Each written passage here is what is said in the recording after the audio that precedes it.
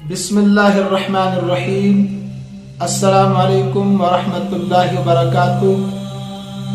अल्लाह रब्बुल इज़्ज़त से कवी उम्मीद है कि आप सब हजरात बखैर आफियत होंगे। मोहतरम शाहनवाज साहब ने तयम्मुम के ताल्लुक से चंद सवालात पूछे हैं। मैं इंशाअल्लाह तफसील के साथ और तरतीब के साथ उन सवालात के जवाब देने की कोशिश करूंगा। पहला सवाल पूछा है कि तयम्मुम का शरई सबूत कहाँ से है और तयम्मुम कब करना जायज़ है।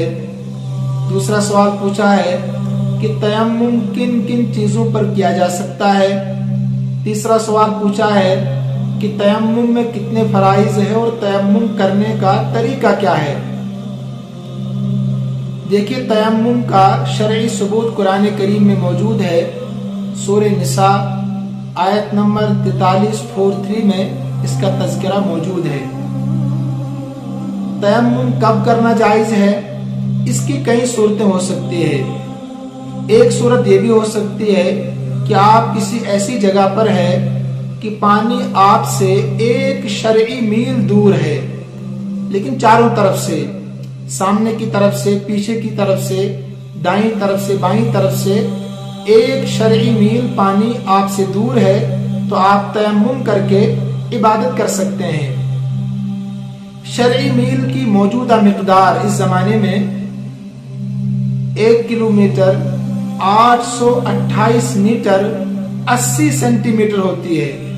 इतनी दूरी पर अगर पानी मौजूद है तो आप तयम्मुम करके इबादत कर सकते हैं। दूसरी सूरत, पानी आपके पास मौजूद तो है लेकिन आप उसके इस्तेमाल पर ताकत नहीं रखते हैं, कुदरत नहीं रखते हैं। इसकी भी कई सूरतें हो सकती है। मसलन आप बीमार हैं, आपको कभी अंदेशा है, पूरा यकीन है कि पानी के इस्तेमाल से बीमारी में इजाफा हो सकता है, बीमारी बढ़ सकती है, या किसी माहिर तजुर्बेकार डॉक्टर ने आपसे कहा है कि पानी के इस्तेमाल से आपकी बीमारी बढ़ सकती है, या इतना ठंडा पानी है कि आपकी जान को खतरा हो सकता है, जान के लाले पड़ सकते हैं, इंसान मर सकता है। ऐसी सूरत पेश आई है। सहाबाए किराम में भी एक वाकया ऐसा हुआ है। तो उस सूरत में भी आप तयम्मुम करके इबादत कर सकते हैं। यहाँ पानी मौजूद है, मगर जिस जगह पानी मौजूद है वहां कोई जानलेवा जानवर है, रीछ है, भालू है, शेर है, आपकी जान को खतरा हो सकता है। यहाँ पानी है लेकिन वहां पर दुश्मन है, उसका खौफ आपको है, तो उस सूरत में भी आप तयम्मुम करके इबादत कर सकते हैं। और भी कई सूरतें हो सकती है, जब सूरत पेश आएगी तब बताया जा सकता है। उसके बाद पूछा था कि तयम्मुम किन किन चीजों पर किया जा सकता है। देखिए, आप एक उसूली बात याद रखें कि जो चीजें आग में जलकर राख हो जाती है, काशिश पड़े सूर स्वनन, तो जो चीजें आग में जलकर राख हो जाती है उन पर तयम्मुम नहीं कर सकते हैं आप। इसी तरीके से वो चीजें जो आग में पिघलाने से पिघल जाती है, आग में जलने से पिघल जाती है, उन पर भी तयम्मुम नहीं कर सकते हैं। मसलन आग में जलकर राख होने वाली चीजें, कपड़ा है, लकड़ी है, कागज है, इसी तरीके से और भी चीजें। और जो आग में पिघल जाती है, लोहा है, सोना है, चांदी है, प्लास्टिक है, स्टील वगैरह है, तो जो भी चीजें ऐसी हों कि आग में जलकर राख हो जाएं या आग में जलकर पिघल जाएं, उन पर आप तयम्मुम नहीं कर सकते हैं। फिर कौन सी चीजें बच गई? मिट्टी या मिट्टी की जिन्स से जो चीजें होंगी, मसलन पाक मिट्टी, रेत, पत्थर, चूना, मार्बल, इसी तरीके से और चीजें कि जो आग में जलकर राख नहीं होती है, उन पर आप तयम्मुम कर सकते हैं, पाक होनी चाहिए। या अगर इन चीजों पर, इन्हें जो आग में जलकर राख हो जाती है या पिघल जाती है, अगर उन पर इतना गर्द व गुबार है कि हाथ मारने से गर्द उठता है, आपको नजर भी आता है गर्द व गुबार, तब तयम्मुम कर सकते हैं। लेकिन अगर ये चीजें बिल्कुल साफ है तो फिर इन चीजों पर आप तयम्मुम नहीं कर सकते हैं। सिर्फ मिट्टी की जिन्स से हो या पाक मिट्टी हो, उन पर तयम्मुम कर सकते हैं। उसके बाद पूछा था कि तयम्मुम में कितने फराइज है और तयम्मुम का तरीका क्या है। देखिए, तयम्मुम में 3 फर्ज है। नंबर 1, पाकी हासिल करने की नियत करना।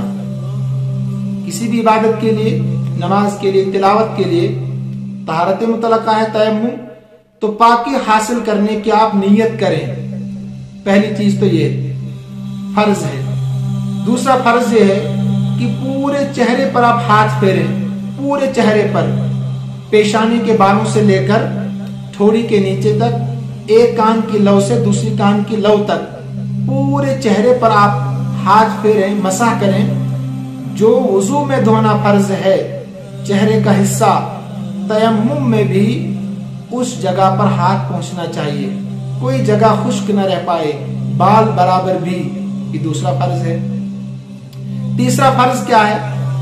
कोहनियों समेत पूरे हाथ पर आप मसा करें, पूरे बाजू पर आप मसा करें, कोहनियों समेत, बाल बराबर भी खुश्क न रहे, ये तीसरा फर्ज है दोनों हाथों पर। तो मैं अब इसका प्रैक्टिकल बताता हूं किस तरीके से तयम्मुम किया जाता है। आप समझ गए होंगे, तो लिखा है इन्होंने, उसका तरीका करके बताएं तो मैं इंशाल्लाह कोशिश करूंगा। देखिए,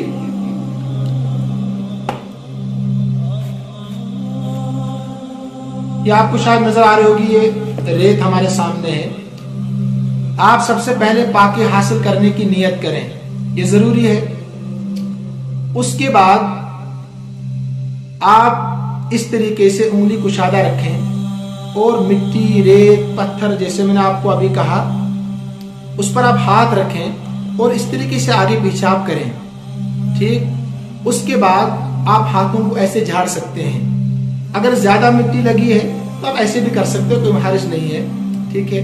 अगर मामूली है तो आप ऐसे झाड़ सकते हैं। चेहरे को मिट्टी से आलूदा करना मकसूद नहीं है, तो लिहाजा झाड़ कर आप पूरे पेशानी के बालों से लेकर ठोड़ी के नीचे तक, एक कान की लौ से दूसरी कान की लौ तक बराबर हर जगह हाथ पहुंचना चाहिए, कोई जगह खुश्क न रहे, समझे आप, पूरे चेहरे पर, ठीक। तो दाढ़ी का खिलाल करना भी सुन्नत है, ये भी आप कर सकते हैं। तो ये तो दूसरा फर्ज हो गया। तीसरा फर्ज क्या है? आप दूसरी ज़रब से इसी तरीके से दोबारा मिट्टी पर आप हाथ इस तरीके से आगे पीछे करें और इस तरीके से झाड़ें आप। मैंने पहले का मकसूद है पूरे हाथ पर मसा करना। अब तरीका ये भी लिखा गया है कि इस तरीके से बाएं हाथ का अंदरूनी हिस्सा दाएं हाथ के ऊपर रखें आप, ऊपर वाले हिस्से पर इस तरीके से, और इसको खींच कर पीछे लाए कोहने तक, और फिर यहां से आप इस तरीके से करें, ठीक है।